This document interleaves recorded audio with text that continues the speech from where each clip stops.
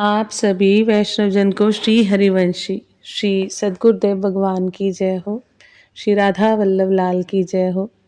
महाप्रभु श्री हरिवंश चंद्रजू महाराज की जय हो। आज हम महाराज श्री की कृपा से, उनके श्री चरणों के बल से, उनके श्री चरणों के आश्रय से राजा परमानंद दास जी की कथा प्रसंग कथन और श्रवण कर मनन और चिंतन करने का प्रयास करेंगे। राजा परमानंद दास जी। श्री परमानंद दास जी का जन्म क्षत्रिय कुल में हुआ था। उस समय दिल्ली पर मुगल बादशाह हुमायूं का अधिकार था। परमानंद दास जी उसी की सेना के एक परमवीर योद्धा थे। अपने पराक्रम से भरे सेवा कार्यों के कारण ये सहज ही बादशाह के परम प्रिय बन गए थे।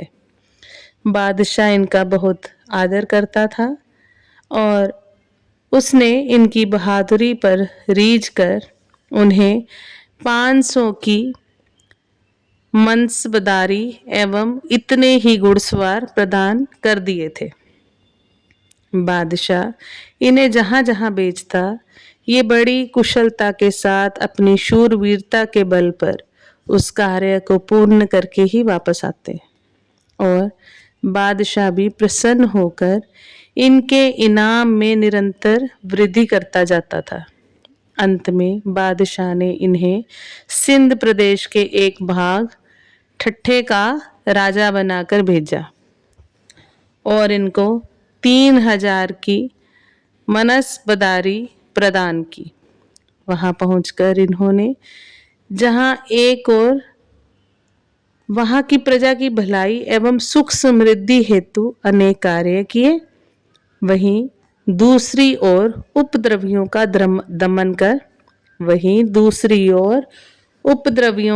दमन कर उनका लूटा हुआ बहुत सा धन उनसे वापस लेकर बादशाह को भेज दिया। इनके जनहित में किए गए कार्यों की जहां एक और भूरी भूरी प्रशंसा एवं इनकी सर्वत्र बड़ाई हुई, वहीं दूसरी ओर बादशाह ने भी अतिशय प्रसन्न होकर इन्हें बधाई संदेश भेजा। परमानंद दास जी शूरवीरता एवं धन वैभव से संपन्न होने पर भी बहुत बड़े भगवत भक्त और शास्त्रों का ज्ञान रखने वाले विद्वान भी थे। ये बड़े बड़े विद्वानों को सदैव अपने साथ रखा करते तथा जब भी राजकाज से समय मिलता तो विद्वानों से श्रीमद् भागवत गीता जी का श्रवण करते थे। ये स्वभाव से बड़े ही दयालु, साधु सेवी एवं मृदुभाषी थे। हरि चर्चा सुनना मानो इनका व्यसन था। जब कभी सुनते कि नगर में कोई संत पधारे हैं तो वो सादर उन्हें महल में आमंत्रित कर उनका सत्संग करते, किंतु इन्होंने अभी तक कोई गुरु नहीं बनाया था और उसके लिए गुरु वरण करने के लिए बहुत बेचैन भी रहते थे। यद्यपि इन्हें कर्म मार्ग, ज्ञान मार्ग, भक्ति मार्ग आदि सभी कल्याणकारी मार्गों का ज्ञान तो था, किंतु बिना सद्गुरु के अभी इनके चित्त का समाधान नहीं हो पाया था।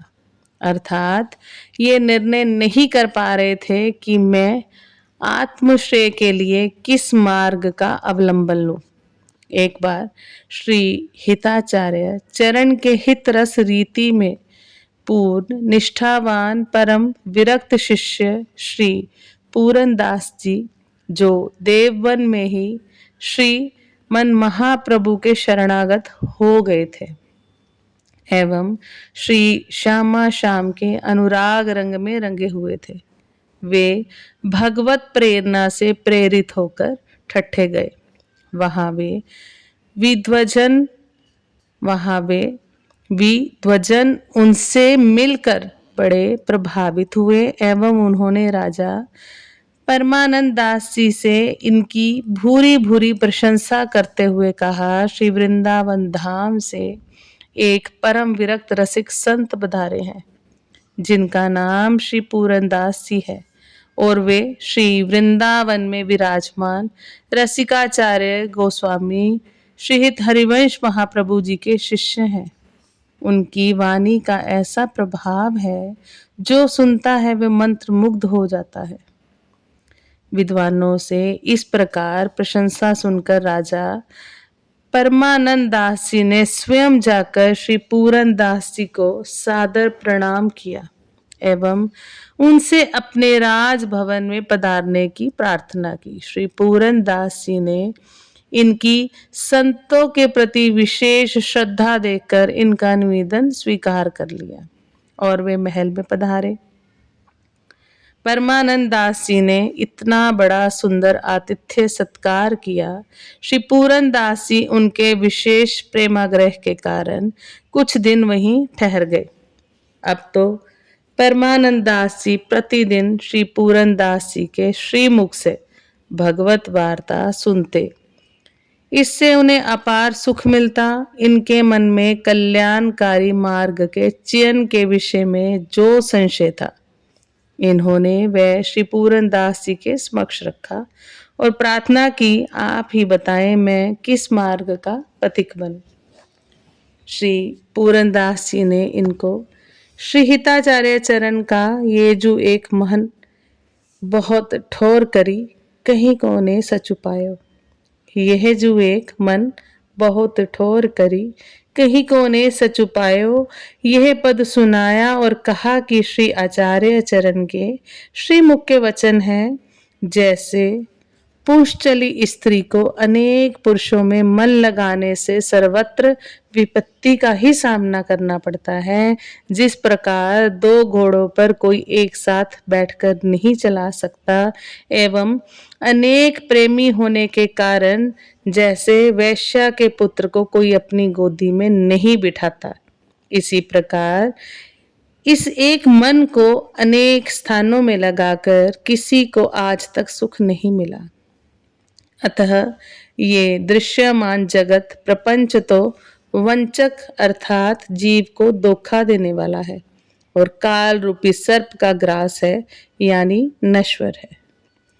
इस बात को अपने मन में बली भांति समझकर श्री श्यामा श्याम के श्री चरण कमलों का अहर्निश चिंतन करने वाले रसिक जनों के आगे अपने मस्तक को झुका देना चाहिए और उनके प्रति समर्पण पूर्वक एकमात्र उन्हीं का चरण शरण ग्रहण कर लेना चाहिए।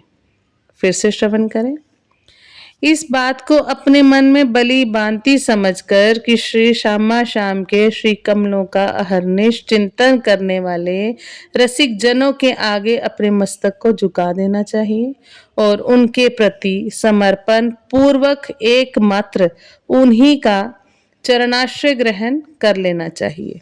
श्री हिताचार्य चरण ने इस पद के द्वारा प्रत्येक बहुमुखी मन वाले साधक को ये उपदेश किया है कि किसी भगवत प्रेमी रसिक संत का वर्ण कर उनके श्री वचनों से एक मार्ग चयन करके शीघ्र ही साध्य विषयक अपने चित्त का समाधान कर लेना चाहिए और फिर निश्चय किए हुए मार्ग व साध्य के प्रति अनन्य होकर अपने बिखरे हुए मन को सर्वत्र से समेटकर अविचल भाव से उन्हीं में स्थिर कर देना चाहिए।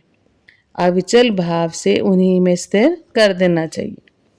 इस प्रकार इस पद से प्रभावित होकर महान दिग्विजयी पंडित श्री हरिराम व्यास जी के शिष्य होने की कथा भी उन्होंने सुनाई। श्री पूरन दास जी के मुख से ये बात सुनकर राजा परमानंद दास जी पद के अर्थ एवं भाव तथा श्री व्यास जी के शिष्य होने की बात को अपने मन में बार बार सोचने विचारने लगे और अंत में यह मानकर कि श्रीहित हरिवंश चंद्र महाप्रभु ही मुझे जागतिक प्रपंच से छुटकारा दिलाने में पूर्ण समर्थ हैं, उन्होंने श्री हिताचार्य चरण को गुरु बनाने का सुदृढ़ निश्चय कर लिया, जिसे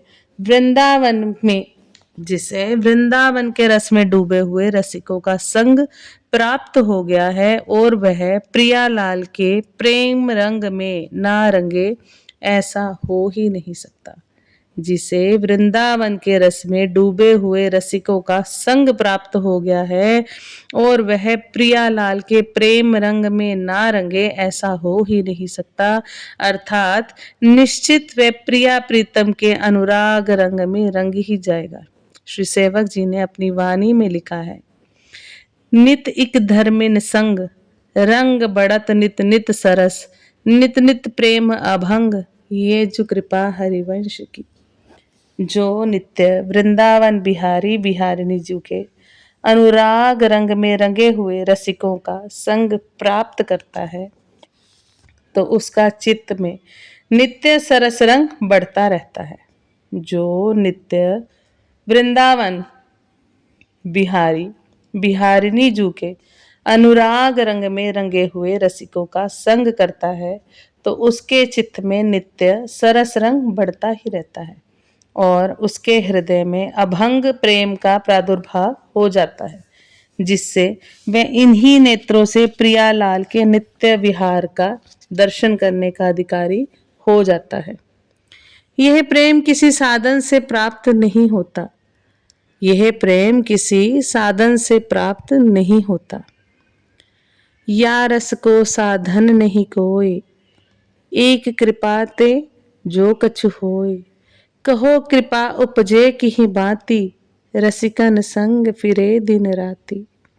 इस प्रेम रस की प्राप्ति का एकमात्र उपाय है कृपा, और कृपा का स्वरूप है रसिक महापुरुषों का समागम। यदि रसिक जनों का संग होता रहे तो निश्चित कृपा प्रकट हो जाएगी, जिससे उपासक को प्रेम का अनुभव हो जाएगा। रे मन रसिकन संग बिनु, रंच न उपजे प्रेम, या रस को साधन यह, और करो जानी नेम। अब श्रीहित महाप्रभु की चरण सनिधि प्राप्ति की उत्कट अभिलाषा से परमानंद जी ने हार्दिक प्रीति एवं परम व्याकुलता पूर्वक दिन रात श्री हरिवंश नाम का जप एवं उनके गुणों का निरंतर गान करना प्रारंभ कर दिया और अपने चित्त को श्री हरिवंश चरणों में लगा दिया। इनकी लगन, निष्ठा एवं आंतरिक आर्त पुकार पर, इनकी लगन, निष्ठा एवं आंतरिक आर्त पुकार पर करुणार्ध होकर श्रीहित महाप्रभु ने स्वपन में प्रकट होकर परमानंद जी को निज मंत्र की दीक्षा प्रदान की और कहा, अभी तुम यहीं रहकर प्रियालाल की सेवा करो, उचित अवसर आने पर हम तुम्हें श्री वृंदावन बुला लेंगे। ये दीक्षा की भाद्रपद शुक्ला नवी के दिन संपन्न हुई थी। महाप्रभु की अहेतु की कृपा को देखकर इनके हृदय में अपार आनंद प्रकट हुआ। दीक्षा मिलने के उपरांत इनका जीवन संपूर्ण रूप से बदल गया। अब तो आठों प्रहर ये प्रभु की सेवा में मगन रहने लगे। इन्हें और कोई बात सुहाई ही नहीं देती। इनका मन श्रीहित धर्म में ऐसा रंग चुका है, इनका मन श्रीहित धर्म में ऐसा रंग चुका कि अन्य धर्मों की भांति इन्हें अरुचिकर लगने लगी। पूरन दास जी से मिले सत्संग और गुरु के प्रति पूर्ण समर्पण के भाव से, प्रभाव प्रताप से अब ये अपने मस्तक पर तिलक तथा गले में श्री हरिवंश नाम की कंठी धारण करने लगे तथा उत्कट अनन्यता के साथ प्रभु सेवा में इन्होंने स्वयं को समर्पित कर दिया। पूज्य गुरुवर की अहेतु की अनुकंपा से इनके हृदय में शामा शाम का नित्य विहार स्फुरित हो गया। श्री हरिवंश चंद्र जी के नाम एवं गुणों का गायन करने एवं उनके सुचारू चरित्रों का श्रवण करने से इनके चित्त को परम विश्रांति का अनुभव होता। पूरनदास जी को इन्होंने बहुत दिनों तक अपने पास ठट्ठे में ही रोक कर रखा। पूरनदास जी को इन्होंने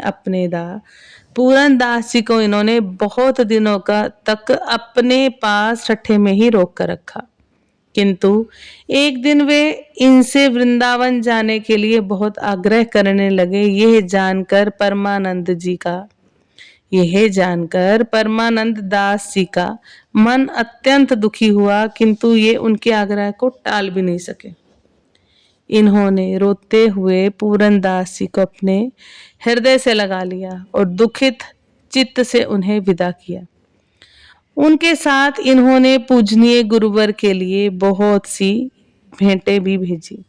12 वर्ष तक ठट्ठे में ही रहते हुए जब ये वृद्ध हो गए तो इन्होंने बादशाह से सेवा मुक्त होने की आज्ञा मांगी और श्री वृंदावन में एकांत वास करने की इच्छा प्रकट की। बादशाह ने इनकी प्रार्थना स्वीकार करते हुए किसी अन्य को इनके स्थान पर भेजकर इन्हें दिल्ली बुला लिया। वहां पहुंचने पर इन्होंने बादशाह से मनसबदारी को दुख रूप बताते हुए कहा, ये सारा संसार अनित्य है और श्री श्यामा श्याम के चरणार विंद का चिंतन ही परम सत्य है। यह मानकर अब मैं अखंड वृंदावन वास करूंगा। ज्ञान, वैराग्य और नित्य एवं अनित्य तत्व को पहचानने से संबंधित कुछ एक बातें की और फिर वहां से श्रीवन के लिए चल पड़े। यहाँ आकर गुरुवर गोस्वामी श्री हित हरिवंश चंद्र जी के प्रत्यक्ष रूप से दर्शनीय स्वरूप और स्वप्न में दिखाई पड़े। उनके स्वरूप में पूर्णता साम्य पाकर परमानंद दास जी ने अपने नेत्रों को सफल मनोरथ किया और उनके चरणों में गिरकर स्वयं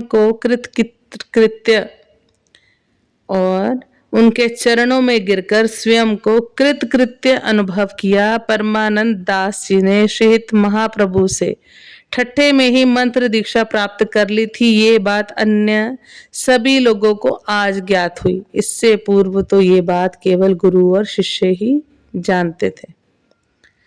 श्री हिताचार्य ने उपस्थित सभी लोगों को उपदेश देते हुए कहा कि सत्संग का प्रभाव अमोघ होता है। देखो, पूरन दास जी के सत्संग के प्रताप से परमानंद दास जी के संपूर्ण सांसारिक कष्ट नष्ट हो गए, अर्थात भवबंधन नष्ट हो गए।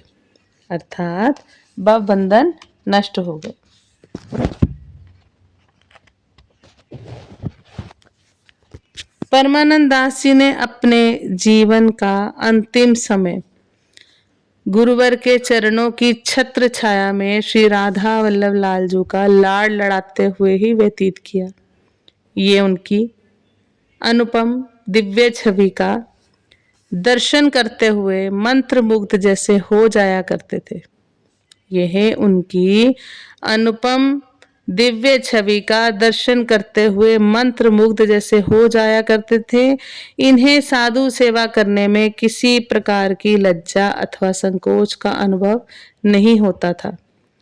शतायु हो जाने पर भी यद्यपि शारीरिक एवं मानसिक दुर्बलता के कोई लक्षण इनमें दिखाई नहीं पड़ते थे, तथापि परम दयालु गुरुवर के कृपा प्रसाद से नित्य दुल्हनी श्री प्रियाजू और उनके वल्लभ नित्य दूल्हा श्री लालजू ने इन्हें सदा सदा के लिए अपने पास बुला लिया। बहुत ही कृपा से, महाराज श्री की बहुत ही कृपा से और श्री चरणों के बल से आज हमने राजा परमानंद दास जी की कथा श्रवण करने का सौभाग्य प्राप्त हुआ और महाराज श्री की कृपा है और उनकी श्री चरणों में याचना है। महाराज श्री की कृपा है, उनके श्री चरणों की याचना है उनके कि हमें राजा परमानंद दास जी जैसे अनन्य भक्ति, उनके श्री चरणों का हमें बल प्रदान करें। आप सभी वैष्णव जन को श्री हरिवंशी श्री सद्गुरुदेव भगवान की जय हो। महाप्रभु श्रीहित हरिवंश चंद्र जी महाराज की जय हो। राजा परमानंद दास जी की जय हो। जय जय श्रीहित हरिवंश, जय जय श्री राधे श्याम।